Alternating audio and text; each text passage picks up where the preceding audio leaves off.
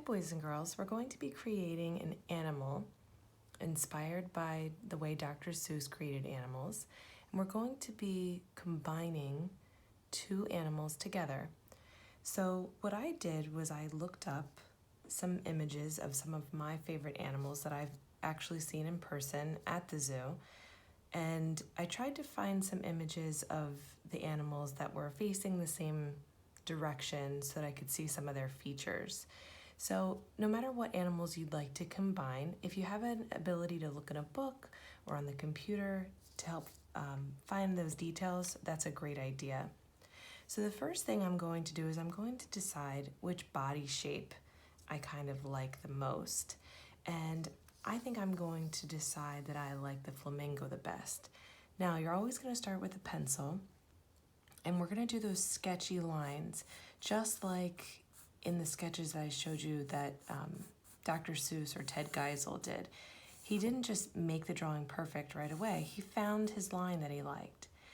And I'm going to add the tail on the giraffe. I'm going to add a tail onto here. So see all those sketchy lines that I'm doing?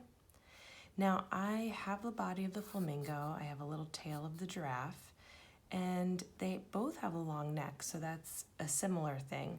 I think I'm going to keep some of the curve of the flamingo, but kind of get some of that pattern going with the giraffe. So I'm going to curve here a little bit, and I'm going to curve here a little bit.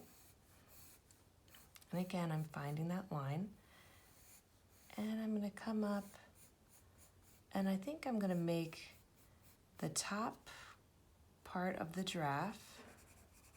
That's very Dr. Seuss to me.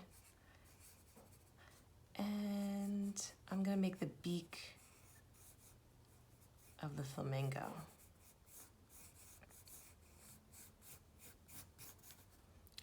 And I want to make it a happy flamingo, or flaming giraffe. I don't know what I'm going to call this guy or gal. Have to kind of think about it. So again, finding those lines, finding where I want to end. I'm going to round out this belly, and maybe I'll throw some feathers in there, some really fancy ones. I'm going to put a giraffe eye on here.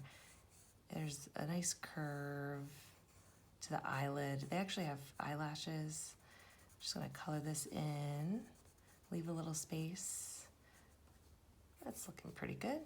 I like all this fur on the back of its neck. I'm going to add that in. And the pattern's pretty neat. I have the feathers here, so I'll add some patterns.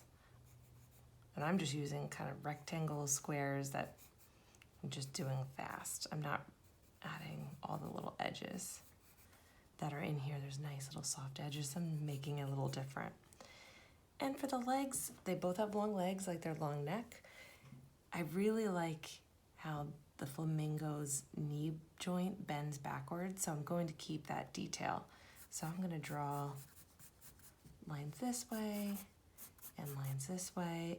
And a flamingo has like a webbed foot, and a giraffe has a hoof. So I think since I'm kind of sticking to the flamingo leg, I think I'm going to add a hoof on the front.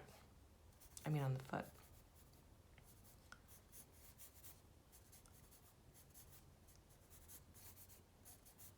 All right.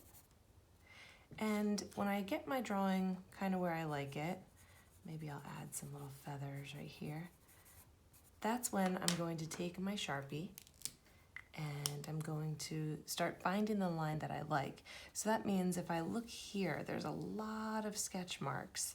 If I look here, there's a lot of sketch marks. So I have to pick the one that I like the most. I really like the one that comes down the furthest. So I'm going to choose this one right here. And then I think I'm actually going to just make a bump on the top of the fur and go right into the back like this. So you can see when I get all done, a lot of those pencil lines that I made are actually going to disappear. I always like to call those my helper lines. They help me kind of find my way. And that's the technique that many, many artists do. And you probably already do that. So after you're done tracing and erasing, then you can color, you can give it a name, and don't think that you have to do the giraffe and the flamingo. You can practice that way, but you can come up with your own animals. Maybe even combine 3 different animals, or you could even, I did another one where you can use an animal that you have at home, and if you have some Play-Doh, or you can look up how to make salt dough or a Play-Doh recipe. If you don't have Play-Doh, you can actually make it. And you can do kind of like what his sculptures were. So you can take maybe a feature that you like I like the antlers, and then you can start to add Play-Doh on top, and you can create a whole new animal. And it doesn't have to even be a combination of animals that you know, because Dr. Seuss kind of came up with some of his own features. So you could just kind of make a Seuss animal.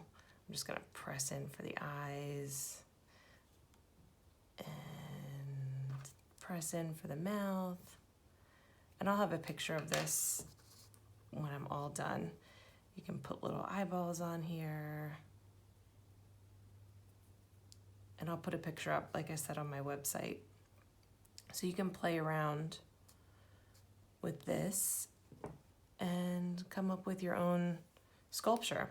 And then the way that you can show me is you can take a picture of it, and then that's how I'll know that that's what you decided to do for your project. So again, it kind of changes the whole look of your toy, and it makes it a Seuss-inspired animal. So if you decide to go to the sculpture route, that's fine. If you want to do the drawing, that's great. And maybe you have a different idea. No matter what you do, just enjoy and stay creative.